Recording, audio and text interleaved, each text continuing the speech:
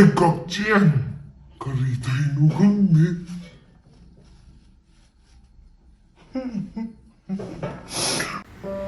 Mayam ngasigi chanabsida leire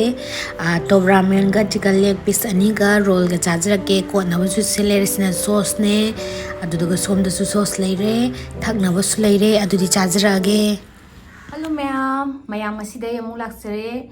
mayam aigi ahan mamangi video singda yengbikhiba mayam bo hainengai leitana thaga chebe mayam makhata ingonda support adum tawbiyo mayam ngasida ina chajragadurse Topramen ne aduduga chicken leg ani ne leg piece aduduga sizina noodles ki roll ne mayam aduduga sida sauce leire sina morok saw saw thumba saw sida white sauce leire aduga sida na thangnaba sprite leire adu sina ko dama khar leire adudu mayam chaba hawrase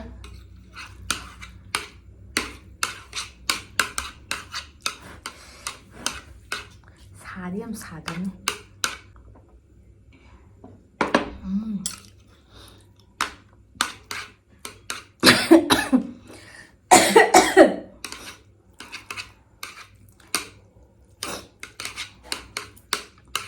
noodles ka top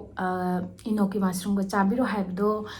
chajara kita umne inoki mushroom do sta phangdre ai je khara thengna tawreba muwang se duty halaga adugi phangdre mathang phanga kanda soidaram ki chajara ke duga taisu chajara ke memoro huino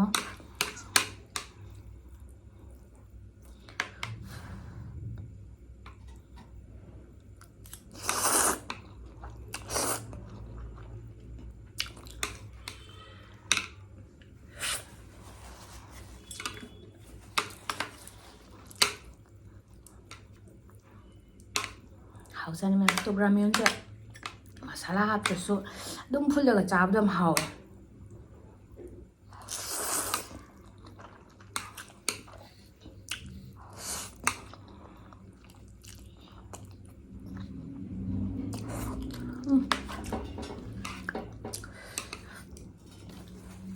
하오야?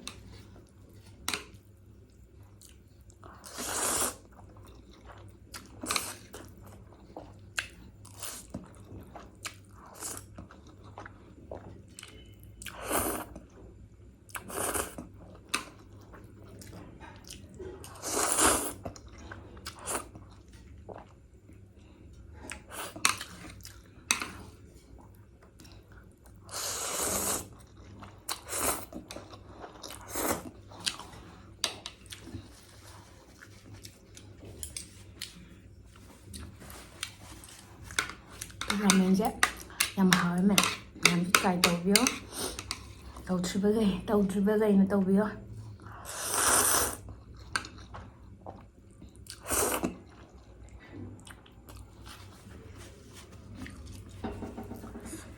next ki video dadi tharoi thongba soi chajrani me sabje hana try tawji ko hawjala sabje saramna sai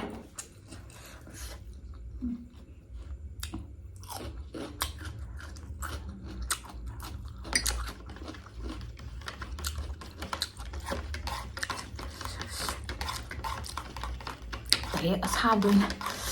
nằm dân gà sao anh nhé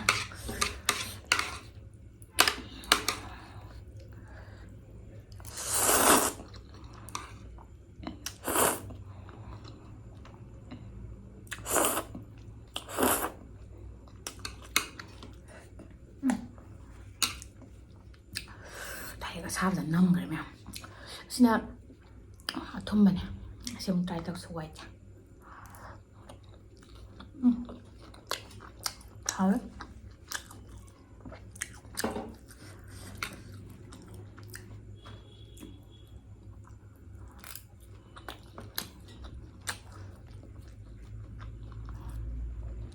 사바 그러네 아톰마 그러네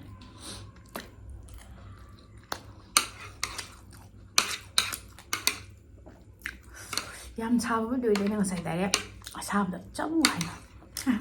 ꯑꯁꯥꯕꯗ direct ꯂꯨꯞꯁꯟꯈ꯭ꯔꯦ ꯑꯗꯨꯅ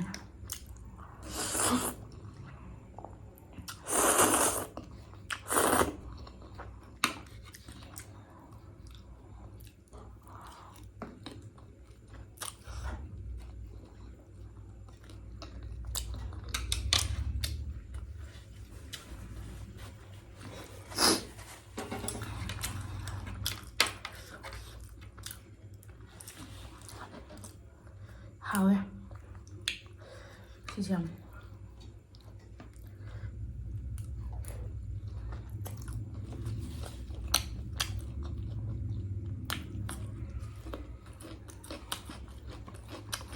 저는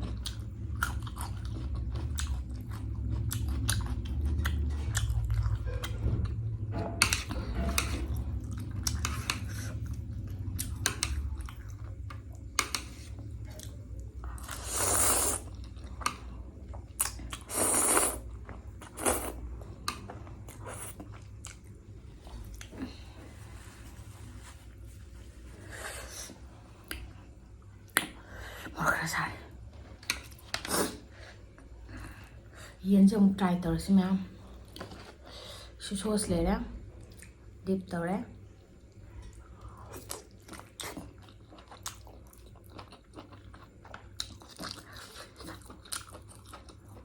Hay nè. Phút bình.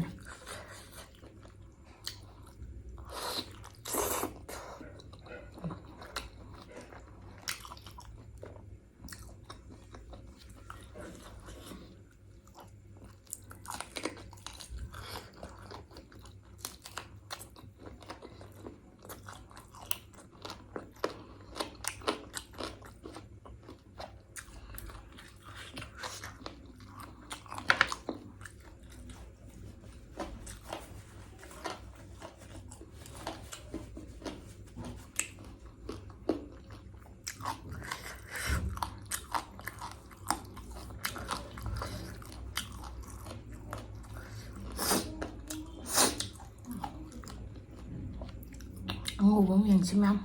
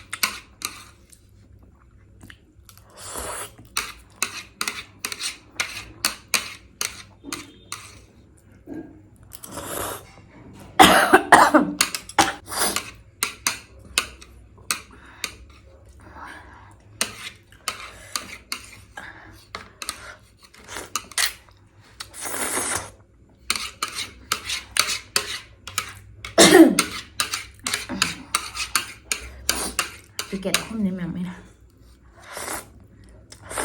đó ramen ra tiket hôm mau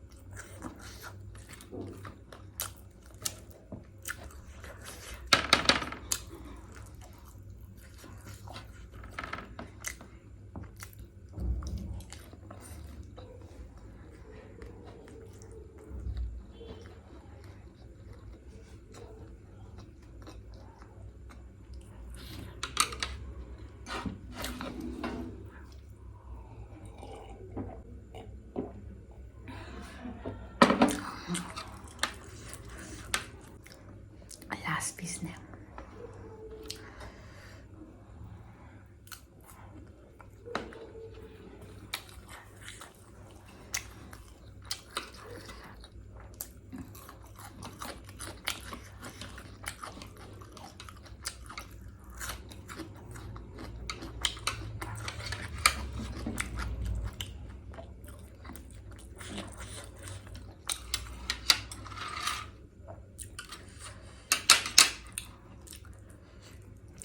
This is last sauce animal nama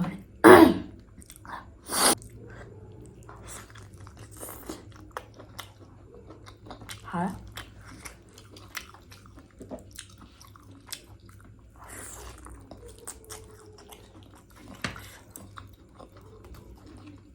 sini na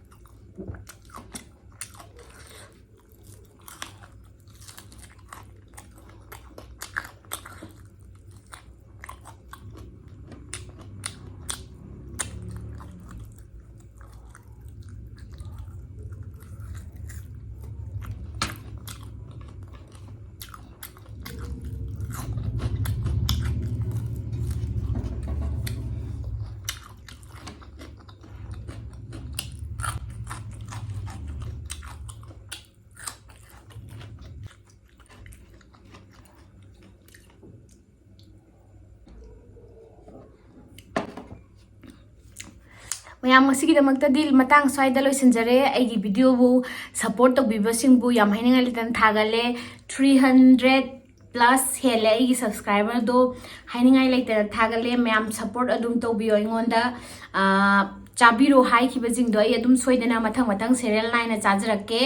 ado mayamna ate to pa chaning ba lerba su haibiro aduga aigi video sibo anaw yengbibasingna like amadi subscribe tawbiyo mayam support tawbibaduna aina 300 plus yawjaba ngamibane makhata na ingonda support adum tawbiyo hai kakcheng kari thainu gangde ei mayam haibir khabajing du jodum chajrake makhata na ingonda support tawba kawbigano aduga ai video sibo anaw yengbibasingna like amadi subscribe tawbiramu ngasigi de mayam matang sida kainarase mathangi video da mungai minarase bye bye